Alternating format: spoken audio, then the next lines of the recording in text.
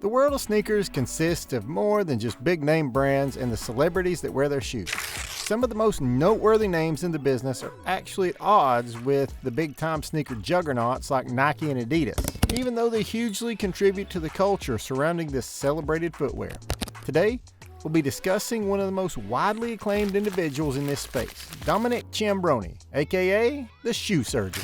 I'm Dominic Ciambroni, aka the Shoe Surgeon. I'm a custom shoemaker and designer. Not only has he contributed to LA's status as a mecca for sneaker lovers, but he's also someone who's faced Nike's wrath after the company started its crusade against supposed counterfeiters. The story begins when Ciambroni was still a kid. Ciambroni's custom pairs sell for thousands of dollars, and the likes of LeBron James and Justin Bieber have shelled out 10 times that for their own unique sneakers. But the Shoe Surgeon didn't luck his way into all of this.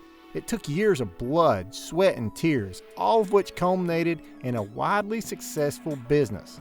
And that's partly because the seed took root very early on. While growing up in the Bay Area, Ciambroni showed a deep passion for sneakers from day one, amassing a collection of Nike's Jordan series long before it was considered cool.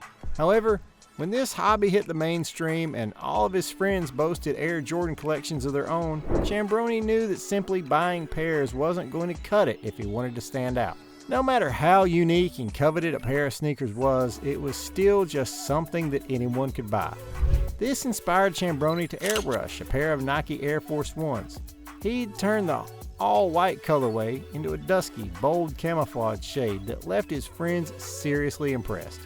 Every student at his alma mater, Elise Allen High School, asked where he got his hands on these amazing sneakers, prompting Ciambroni to proudly announce that they were his own design. After this initial success, the young designer got to work learning the ins and outs of the trade. Encouragement from his friends gave Ciambroni the energy he needed to learn how to work with leather and cutting his teeth on a sewing machine for the very first time.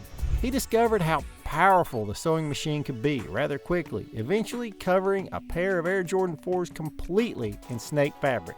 He then returned to his cherished Air Force Ones, taking them entirely apart and putting them back together as he saw fit. The man clearly had a talent, and it was a burgeoning sneaker community to cater to. It was only a matter of time before he started making the big bucks. Of course, Ciambroni also faced his fair share of struggles. For starters, customizing shoes isn't the sort of thing that pays the bills unless you have a solid reputation. The Shoe Surgeon didn't always have this reputation. He had to work several odd jobs to make ends meet. At times, he'd work for minimum wage at a store. Other times, he could be found trying to sell health supplements for extra cash. And he even tried to sell bits and bobs on eBay. During this time, the most he could sell a custom pair for was $100, which wasn't a lot when you consider his material costs and how long it took to craft them. To make things worse, there wasn't a single shoemaking school in America where he could hone his talents. The only options were in Europe, a continent and an ocean away from his Northern California home, so Ciambroni was largely self-taught. The fact that he practically invented the job he's now known for is a testament to his creative prowess and work ethic. Though that's not to say that it was smooth sailing in the least. You see, though Ciambroni comes off as a humble, curious, and confident man, he manages this despite a lifelong struggle with bipolar disorder.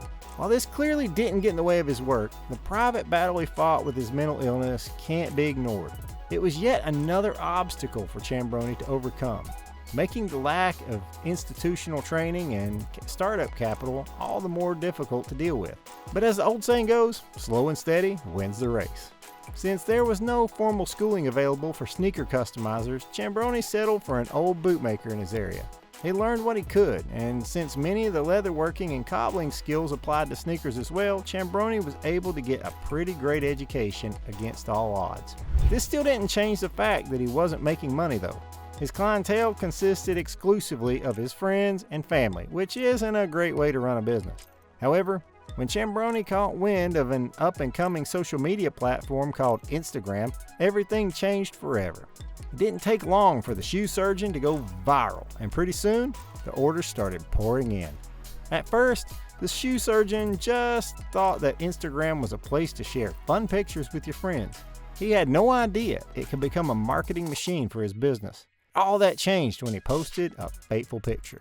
The shoes in question were a pair of Jordan 4s, and when Instagram took a look at what he had done to them, everyone lost their minds.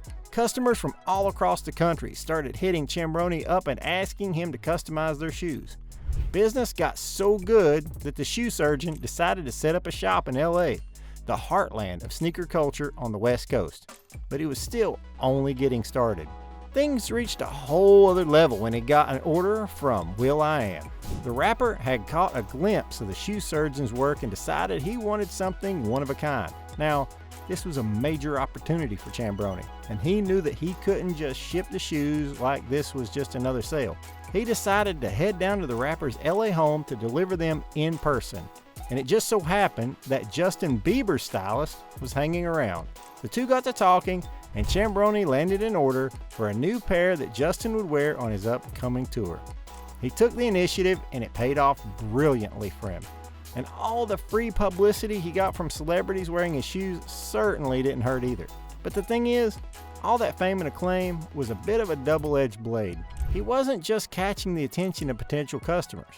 The single biggest sneaker manufacturer in the world also saw what Ciambrone was up to, and they didn't take too kindly to the creative liberties he took with their products. In July 2024, Nike filed a $60 million lawsuit against the shoe surgeon and put his entire business at risk in the process. The news was a bit of a curveball for Ciambrone, whose business had reached some pretty great heights by this point.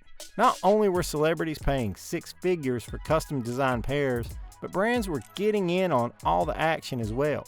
And between all the money he was raking in and designing sneakers for artists, singers, actors, big brands, and even regular customers willing to pay the 4- and 5-figure price, Ciambrone was also giving workshops where he touted his skills. These classes also brought in thousands of dollars, showing that the guy knew how to diversify his business ventures pretty effectively. In spite of that, Nike's lawsuit turned out to be a major blow to Ciambrone's career. He's talked about how shocked he was to hear about Nike's decision, since he'd expect the brand to actually talk to him instead of taking the matter to court so suddenly. What's even more shocking is that Nike knew all along about the activities of the shoe surgeon. Nike have been inspired by the artist and allegedly collaborated in the past for one of their projects, but according to the company, Ciambrone violated their trademark by customizing shoes without permission. They claim that he owes them damages, and in Ciambrone's view, he was just following Nike's "Let's Do It" motto by taking the initiative and using his talents to start a business. Where will things go from here? We're just going to have to wait and see. Ciambrone's built a multi-million-dollar empire with countless custom sneakers getting made at his sprawling 16,000 square foot studio in LA. But depending on what the judge decides, it might all come crashing down. One thing's for sure though, he's left his mark on sneaker culture by carving out a new niche for himself, and his impact will be felt for many years to come. So there you have it, folks. What are your thoughts on the shoe surgeon and Nike's surprise lawsuit against him? Let us know in the comments below. That's all for now. See ya!